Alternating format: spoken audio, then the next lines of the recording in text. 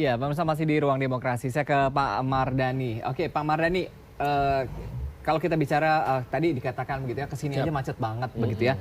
Kemudian Konkret. juga crowded sekali begitu. Kemudian banjir begitu ya. Masalah-masalah besar yang ada di Jakarta sendiri, apakah ini akan menggeser begitu atau menggerakkan teman-teman di DPR sendiri akhirnya menggolkan wacana ini?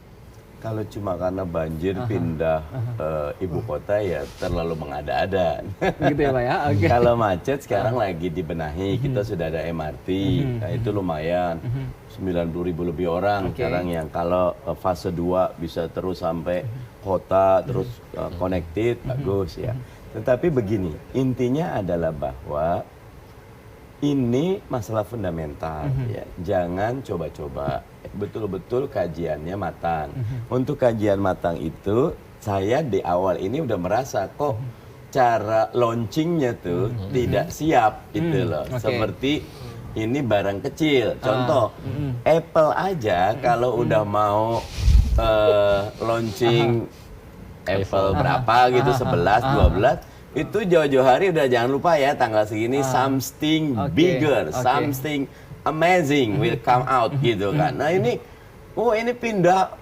pindah ibu kota tuh nggak kayak Apple beribu-ribu kali lipat, mestinya di planning dengan tetapi nggak masalah, kami di DPR tunggu. Nah nanti kita akan bedah bersama-sama, kita akan lihat karena kalau Pak Jokowi dan kabinetnya bermain-main, kita akan bisa bedah itu, tunjukkan ke publik bagaimana transparansi, akuntabilitas pemerintah yang sangat jauh dari standar good corporate governance, sehingga menyampaikan isu yang besar seperti ini. Tapi kalau baik kita akan apresiasi. Launchingnya belum cukup transparan, Pak Mardhani? Iya kan, tidak jelas. Tadi teman-teman dari Kepala Bappenas sudah dijelaskan. Jadi kan cerita infrastruktur tentang dapilnya gitu kan. Beda dengan kita punya ibu kota. Ibu kota negara itu menjadi simbol nanti. Dan kalau bisa dia jadi hub, ya, dia jadi pusat bagaimana memudahkan keseluruhan proses mewujudkan 4 tujuan besar negara, melindungi segenap bangsa Indonesia, memajukan kesejahteraan umum, mencerdaskan kehidupan bangsa, turut diplomasi internasional itu, dan untuk itu memang harus matang. Saya ke Pak Rikari lagi. Pak Rikari, kita bicara mengenai grand design gitu ya. Grand design-nya gimana nih begitu ya? Yang sudah disiapkan sudah cukup matang belum? Ya, sebenarnya sudah ada beberapa kajian sebelum oleh beberapa pihak ya, termasuk oleh Bappenas sendiri. Nah, saya pikir yang penting tuh, saya sependapat tadi dengan Pak Mardhani. Sekaligus nanti saya akan kritik Pak Mardhani juga. Kenapa Pak? Harus. Yang pertama adalah kajian akademis atau naskah akademis itu memang harus melibatkan berbagai pihak ya, termasuk juga perguruan tinggi juga harus dilibatkan, juga bagaimana publik juga harus tahu dan pertimbangan seperti apa ya. Nah, kalau konsep itu sudah matang, nah ini jangan digerecokin lagi. Emang DPR suka ngerecokin gitu? Saya tidak bicara DPR. Tapi mungkin Pak Mardhani juga mewakili para elit. Ya. Karena dari dulu, dari tahun 80-an, sejak wacana mau dipindahkan ke Jonggol saja itu para elit. Nah, khusus yang ada di pemerintahan, baik eksekutif maupun legislatif, punya sedikit keengganan. Kenapa? Karena kenyamanan akan hilang kan. Kalau dia harus pindah misalkan ke daerah keluar Jakarta keluar Jakarta ya. Karena aktivitasnya tidak bisa dipungkiri ya. Teman-teman kita yang di elit baik eksekutif, legislatif, yudikatif dan di berbagai lembaga di pemerintahan pusat itu, mereka kan juga ada aktivitas di luar dari aktivitas sebagai di pemerintahan ya. Apakah bisnis atau urusan yang lain. Nah, ini keengganan ini yang sampai saat ini paling tidak saya melihat masih. Nah, bagaimana naskah akademis ini bisa meyakini Pak Mardhani gitu. Pak Mardhani. Sedikit saya ke Pak Mardhani dulu ya. Benar nggak sih? DPR itu suka ngegerecokin juga begitu ya? Iya. DPR ini kan kumpulan fraksi, masing-masing fraksi kumpulan orang. Dia namanya di parlemen, setiap orang harus bicara. Satu fraksi aja bisa beda pendapat, apalagi banyak fraksi.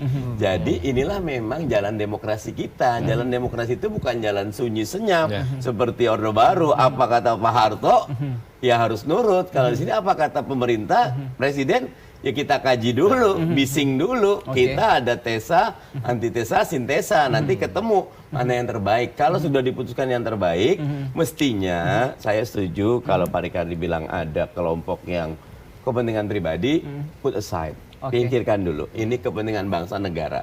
Kalau Pak Jokowi bisa meyakinkan, saya dukung dan saya siap. Pak Ricardi, alasannya tadi apa nih? Ada catatan-catatan begitu dari Pak Ricardi terkait dengan banyak yang digrecokin sama teman-teman di DPR begitu terkait dengan rencana-rencana begitu dari eksekutif. Ya, karena kan kita tidak bisa pungkiri ya, di DPR sini kan punya kepentingan di luar dari kepentingan yang mungkin bahasa pemerintah ada kepentingan nasional. Tapi kan dari teman-teman dari politik, partai politik kan punya kepentingan-kepentingan atau agenda yang khususnya. Misal tadi Pak Jerry kan berkaitan apa dengan dapilnya, dia punya tanggung jawab ini harus didahulukan, diprioritaskan. Nah, dari sisi masih ngurus dapil cinta deh, bagus ya. Dia punya pertanggungjawaban, berarti itu harus diprioritaskan. Nah, ini kan bagaimana dia bisa menempatkan prioritas ini adalah prioritas kita semua, prioritas kita bersama.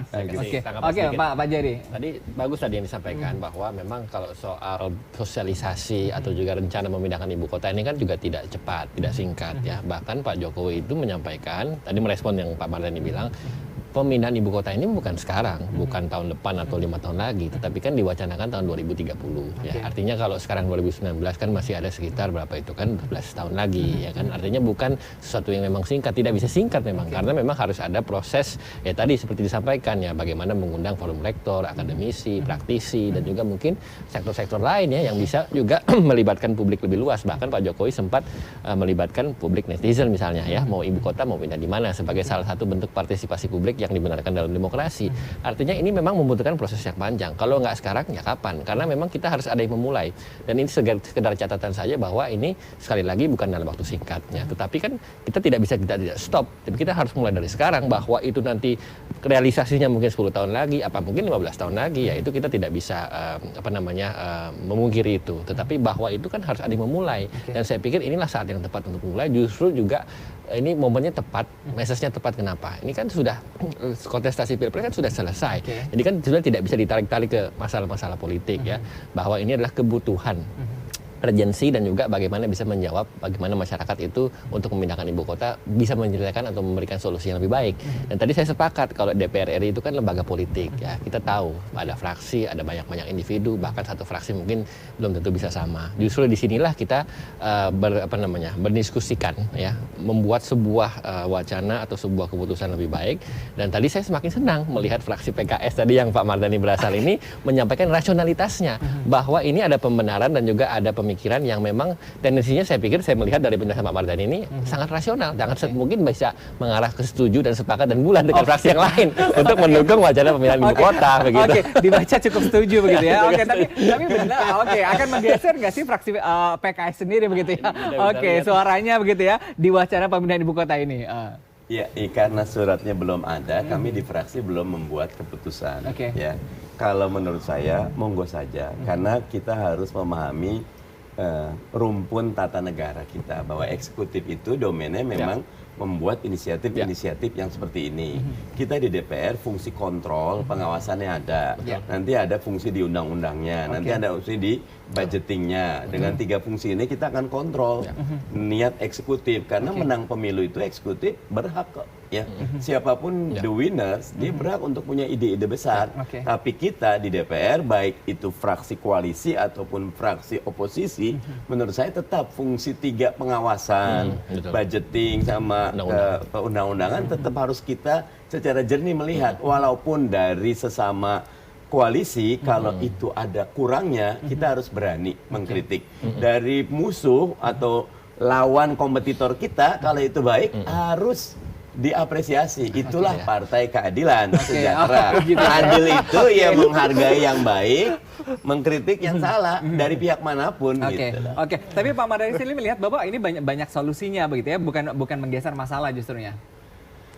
Iya, saya nunggu proposal. Kalau sampai sekarang menurut saya ini seperti pengalihan isu, tetapi akan berubah menjadi sesuatu yang serius kalau sesudah masuk nanti sudah ada suratnya. Kita Pak Mardhani maksudnya pengalihan isu gimana nih kalau Pak Mardhani melihat? Iya, ada beberapa teman-teman berpikiran lagi rame terkait Pak Prabowo masih merasa menang, Pak Jokowi merasa menang, bla bla bla.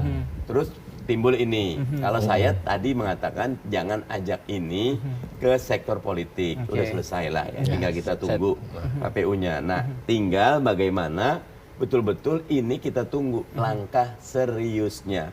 Mana jangan cuma bicara, suratnya mana, naskah Oke. akademiknya mana, paparannya mana, kerangka umumnya mana, Oke, itu sudah. oke ya Pak Jari. Nah, ini yang saya pikir menarik ya, yang Pak Mardhani bilang ini. Tadi dari semua yang disampaikan Pak Mardhani ini sangat rasional, Oke. ya, bahwa beliau ini sepertinya mendukung pemerintah dengan alasan-alasan yang rasional. Oke. Dan kalau lihat sepak terjangnya Pak Mardhani ini orang yang rasional. Buktinya berapa kali saya kutip pernyataan Pak Mardhani di media. Soal quick count aja beliau percaya dengan quick count. Padahal beliau dari fraksi PKS yang mendukung 02. Artinya memang rasionalitas Pak Mardhani ini mencerminkan bagaimana sikap nanti yang akan kita harap ya mendukung juga pemerintah dalam memindahkan ibu kota. Oh, gitu Karena ya. memang ini penjelasan-penjelasan sangat logis dan Oke. sangat masuk akal dan sepertinya beliau juga setuju dengan pemindahan ini. Nah, bahwa nanti itu ada alasan-alasan teknis ya kan, faktor-faktor mungkin yang mungkin butuhkan proses, saya pikir itu wajar. Karena sekali lagi menyambung juga Pak Mardhani bilang bahwa ini tidak tiba-tiba. Ini bukan sesuatu yang terjadi satu malam, nggak begitu. Ini bahkan Pak Jokowi bilang 2030 targetnya. Sekarang 2019, berarti kan ada sekitar 11 tahun. Oke. Bayangkan 11 tahun itu untuk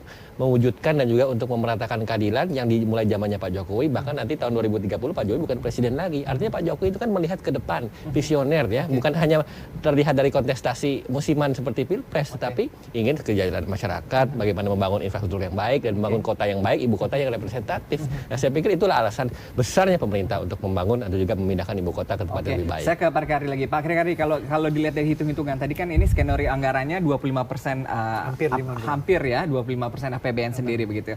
Nah, kalau tadi pembenahan ibu kota sendiri ini sekitar 517 triliun sendiri begitu ya.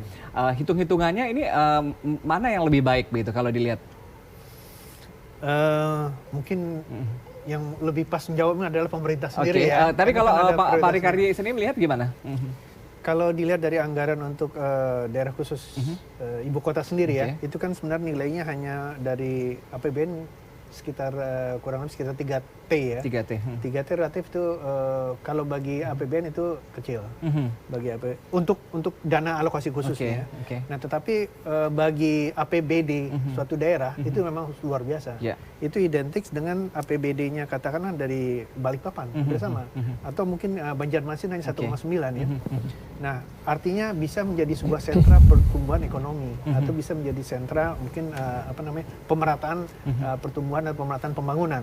Nah, itu yang ingin dilihat magnitude-nya seberapa besar itu bisa memberikan dampaknya. Iya, kita akan lihat magnitude-nya ya, dampaknya seberapa besar sih begitu ya. Pemirsa, kita harus break lagi, jangan kemana-mana, tetap bersama kami di Ruang Demokrasi. Oke.